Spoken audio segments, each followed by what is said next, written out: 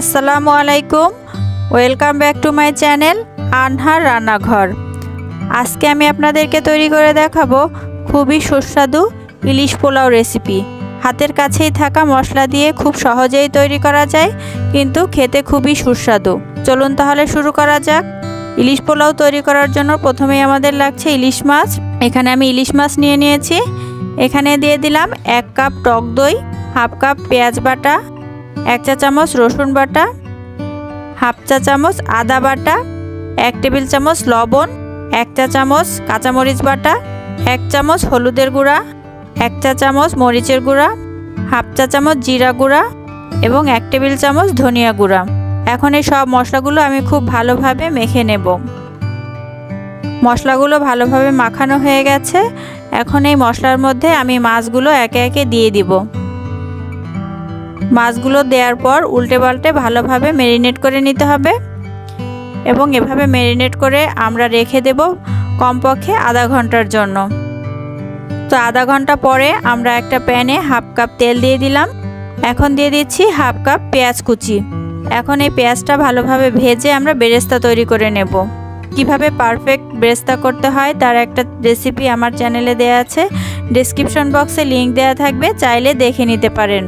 এই যে পেঁয়াজ বেরেস্তা হয়ে গেছে। এখন আমরা পেঁয়াজ বেরেস্তাগুলো তুলে টিস্যুর উপর রাখবো, যাতে করে এক্সট্রা তেলগুলো খুব তাড়াতাড়ি শুষে যায় এবং এভাবে করে ছড়িয়ে রাখতে হবে, তাহলে বেরেস্তাগুলোর কালার নষ্ট হবে না।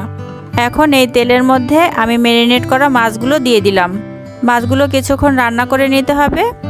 প্রায় 10 মিনিট রান্না করার পর আমি মাছগুলো উল্টে দিচ্ছি। এভাবে উল্টে দেওয়ার পর আরও 5 মিনিট রান্না করব। 5 মিনিট পরে আমি মাছগুলো তুলে রাখছি। এই যে সবগুলো মাছ তুলে নিয়েছি। এখন ওই মশলার মধ্যে আমি এখানে দিয়ে দিলাম হাফ কেজি পোলাওয়ের চাল। চালগুলো আমি আগে থেকে ধুয়ে পানি ঝরিয়ে রেখেছিলাম। এখন এই মশলার মধ্যে চালগুলো খুব ভালোভাবে ভেজে নিতে হবে। এ পর্যায়ে চুলার আঁচ থাকবে মিডিয়াম টু লোতে। এখন দিয়ে দিচ্ছি স্বাদ মতো লবণ এবং কিছুটা পেঁয়াজ বেরেস্তা এখানে দিয়ে দিলাম। এখন চালটা খুব ভালোভাবে আমরা ভেজে নেব। চালটা যত ভালোভাবে ভাজা হবে ভাতগুলো তত ঝুরঝুরে হবে। এখন আমি দিয়ে দিচ্ছি পরিমাণ মতো গরম পানি।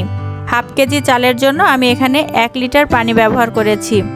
এখন ভালোভাবে নেড়ে চেড়ে দেবো, যাতে নিচে দলা পাকিয়ে না থাকে। এখন আমি একটা ঢাকনা দিয়ে ঢেকে দেব।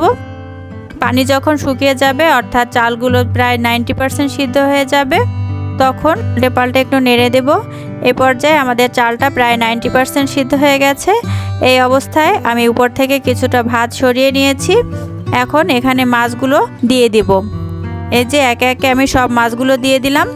এখন এখানে দিয়ে দিচ্ছি কিছুটা পেঁয়াজ বেরেস্তা। এখন সাইড থেকে ভাতগুলো উঠিয়ে মাছগুলো সব ঢেকে দেব। এই কাজটা খুব আলতো হাতে করতে হবে। এখন উপর থেকে মাছের যে এক্সট্রা ঝোলটা ছিল সেটা দিয়ে দিলাম। এখন ঢেকে দমে রাখবো প্রায় 20 মিনিটের জন্য।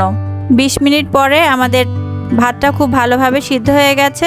এখন আলতো হাতে উপর থেকে ভাতটা সরিয়ে আমরা মাছগুলো আগে বের করে নেব। এই কাজটা কিন্তু খুবই সাবধানে করতে হবে। মাছটা সরিয়ে নিয়ে আমরা ভাতগুলো পরিবেশন করে নিচ্ছি। এখন উপর থেকে আমি মাছগুলো সাজিয়ে দিচ্ছি। সাজানো হয়ে গেছে। এখন ডেকোরেশনের জন্য আমি কিছু কাঁচামরিচ ব্যবহার করছি এবং উপর থেকে কিছুটা পেঁয়াজ বেরেস্তা ছড়িয়ে দিলাম। দেখলেন তো কতটা সিম্পল, কিন্তু খেতে খুবই মজা। আপনারা বাসায় অবশ্যই ট্রাই করে দেখবেন আর আমাকে কমেন্টস করে জানাবেন কেমন হলো। আমার রেসিপিগুলো যদি আপনাদের ভালো লেগে থাকে, প্লিজ আমার চ্যানেলটিকে সাবস্ক্রাইব করবেন। আর হ্যাঁ, লাইক শেয়ার করতে কিন্তু ভুলবেন না। সবাই ভালো থাকবেন। আল্লাহ হাফেজ।